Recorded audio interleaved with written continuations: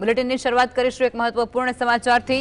અરવલ્લી જિલ્લામાં પશુપાલકો દ્વારા દૂધ આંદોલન ત્રીજા દિવસે પણ યથાવત રહ્યું છે અને પોતાની માંગણીઓ સંતોષાતી ન હોવાથી રોષે ભરાયેલા પશુપાલકોએ દૂધ ઢોળી અને વિરોધ પ્રદર્શન કર્યો।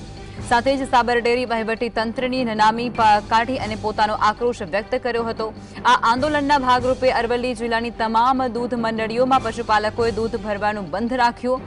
સવારથી જ દૂધ મંડળીઓ આગળ મોટી સંખ્યામાં એકઠા થયેલા પશુપાલકો પોતાના ઘરેથી લાવેલું દૂધ મંડળી આગળ જ ઢોળી અને સાબર ડેરીના વહીવટી તંત્ર સામે પોતાનો ઉગ્ર વિરોધ નોંધાવી રહ્યા છે।